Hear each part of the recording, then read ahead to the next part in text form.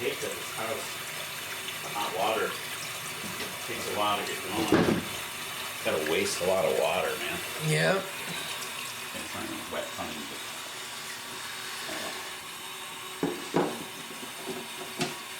Yep, after the ecstasy, then there's the laundry.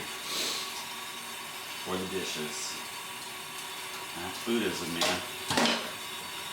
Daily life. Oh boy. Coffee grounds.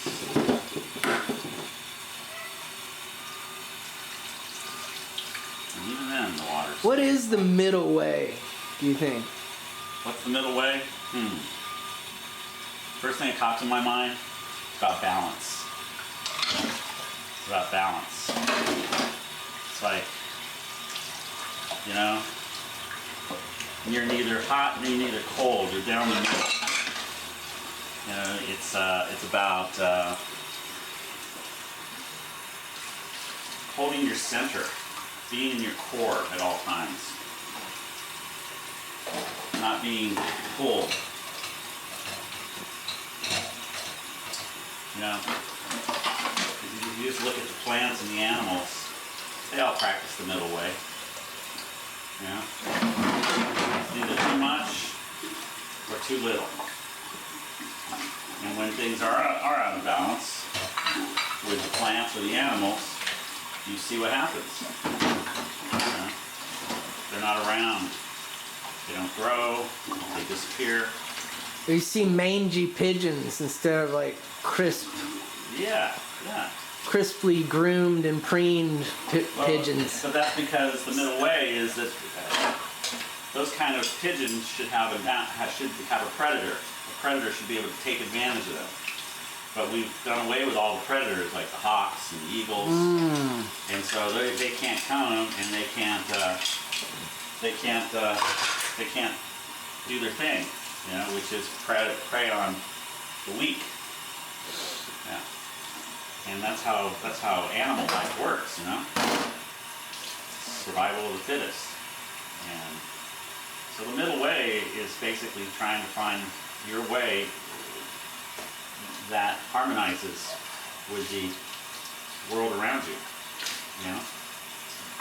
You don't just let people take advantage of you. You have your boundaries, but at the same time, you try and work in harmony with people, you know, within your families, within your community, within your work. That's what this Nichiren Buddhism is all about, man. It's not just being a Buddhist in front of the Go Home Zone. It's being a Buddhist 24/7. Because you are a Buddha. It's in you already. It's not anything you have to try to be. It's what you already are. And that's what chanting to the Go Home Zone really helps us achieve, is constantly reminding us that we are indeed a Buddha, that we are that treasure tower.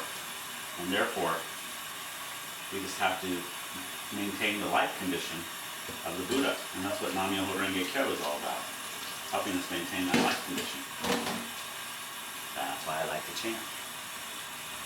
As a person, a singular entity, a person experiencing from the first person I, how do you accept the things that life gives you as opposed to the things that you might personally want? Well, two things. First, how do I accept the things that life present with me? I see that as everything happens for a reason. There's a reason why something is happening to my life. Therefore, that's the first thing I understand. There's no coincidences. The other part of it is, if I remember your question correctly, is opposed to the things that I want. When something's happening to me that I don't want in my life, I have to look at it and say, well, why is it here? And once I come to understand why it's in my life, then I can determine whether or not it's something I want to continue to have in my life. What have I done to bring that into my life? And if I don't want it in my life, I'm not going to have it in my life. And I have a choice. That's the one thing that Buddhism teaches me. I got a choice. So I can make a choice. What do I want for my life? And I know some people don't believe that kind of stuff, but I believe it to be very true. You create your own reality, man. You make your life happen the way you want it to happen. And I firmly believe that to be true.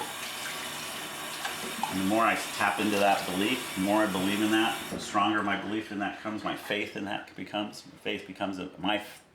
My faith in me deepens. The more I create my reality to the way that I want it to be. And that, my friend, is Buddhism.